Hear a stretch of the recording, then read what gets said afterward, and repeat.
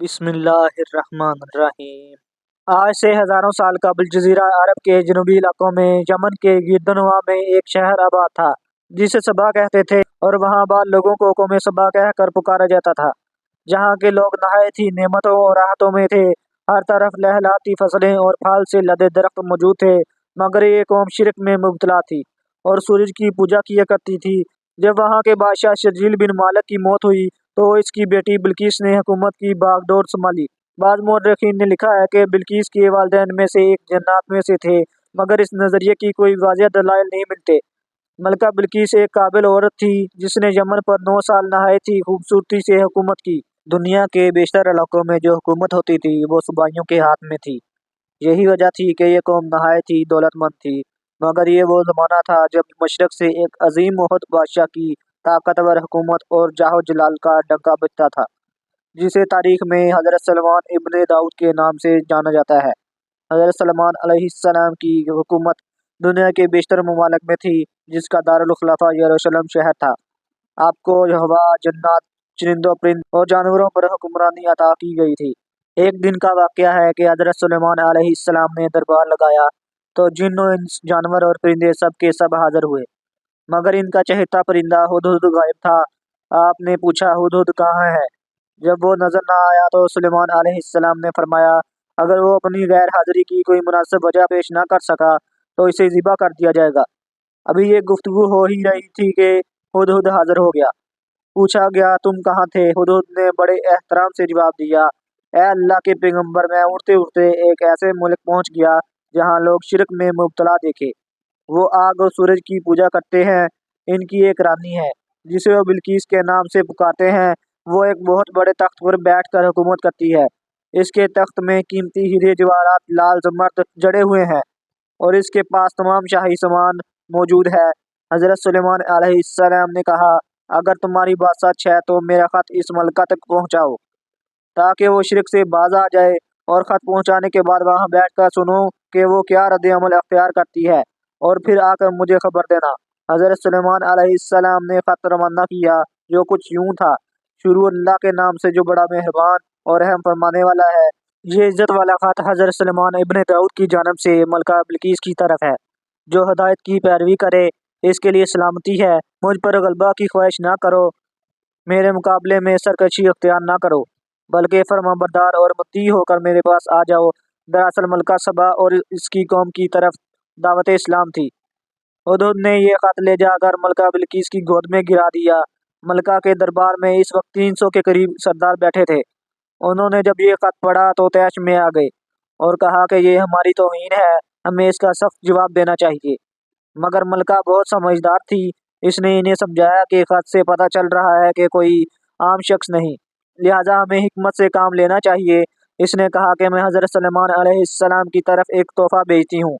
अगर उन्होंने कबूल कर लिया तो वो बादशाह हैं, मैं इससे जंग करूंगी, लेकिन अगर उन्होंने तोहफा कबूल ना किया तो मैं इसकी पैरवी करूंगी, क्योंकि वो नबी हैं। हुदहुद ये सारी गुफ्तगू सुन रहा था। इसने आकर हज़रत सुलेमान अलैहिस्सलाम को सारी बात बता दी। हज़रत सुलेमान अलैहिस्सलाम ने जन्नत को हुक्म दिया कि शहर में दाखिल होने वाले रास्ते पर सोने चांदी की ईंटों का फर्श बिछा दिया जाए। रास्ते के दोनों जानब सोने के अजीबुल खलकत जानवर खड़े कर दिए जाएं। वज़रा और हमारे सल्तनत की तमाम कुर्सियों को सोने का कर दिया जाए। दरबार को हीरे जवाहरात से मज़ीन किया जाए।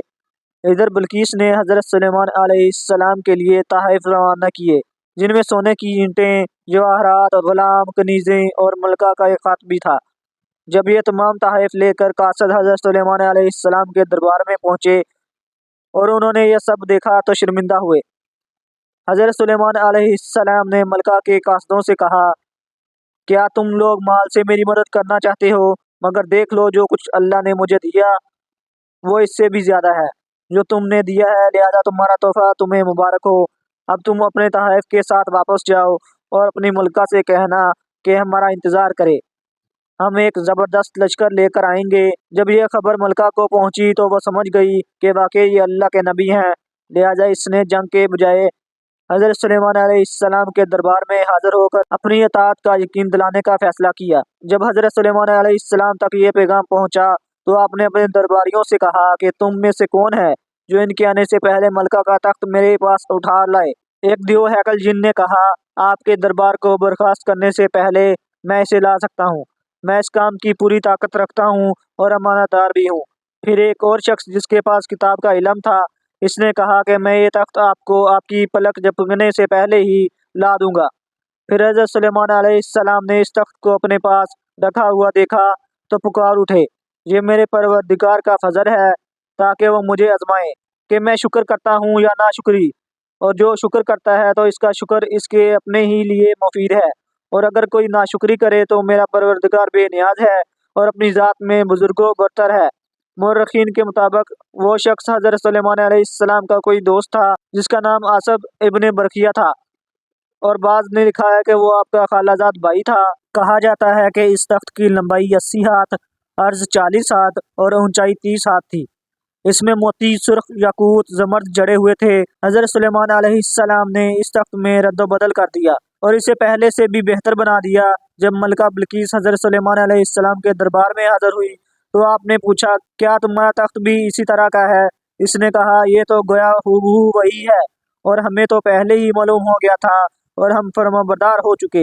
बिल्किस के आने से पहले हज़रत सुलेमान अलैहिस्सलाम ने ऐसी इमारत बनाने का हुक्म दिया जिसका फर्श शीशे का हो, नीचे पानी जारी हो, पानी में मछलियां और दूसरे आबी जानवर हो। हज़रत सुलेमान अलैहिस्सलाम इस इमारत में अपने शाही तख्त पर जलवा फरोज थे और शीशे के नीचे से पानी अपनी पूरी आबोताब से बह रहा था, जबकि इसके ऊपर शीशा नजर नहीं आता था। बिल्किस को इस महल में लाया गया। जब इसने फर्श को देखा तो समझी कि पानी है, लिहाजा अपनी पिंडलियों से कपड़ा उठा लिया। हज़रत सुलेमान अलैहिस्सलाम ने कहा, ये तो शीशे का चिकना फर्श है। तब वो शर्मिंदा हुई और बोल उठी, ऐ मेरे परवरदिगार, मैं सूरज की पूजा करके अपने आप पर जुल्म करती रही और अब मैंने सुलेमान के साथ अल्लाह रब्बुल आलमीन की इताअत कबूल कर ली। इस पर यह ज़ाहिर हो गया कि जिस तरह वो शीशे के सहन को पानी की लहरें मारने वाला गहरा हौज समझ बैठी, इसी तरह इसने और इसकी कौम ने सूरज की चमक और दमक देखकर इसे महमूद और खुदा समझ बैठी और इसे अपनी गलती पर नहायत ही शर्मिंदगी हुई। बाद मौरखीन ने लिखा है कि इस वाक़या के बाद मलका सबा मुसलमान हो गई और हज़रत सुलेमान अलैहिस्सलाम के निकाह में आ गई, जबकि बाज़ ने लिखा है कि आपने बिल्किस को यमन वापस भेज दिया और इसके लिए वहाँ 3 बड़े महल तामीर करवाए।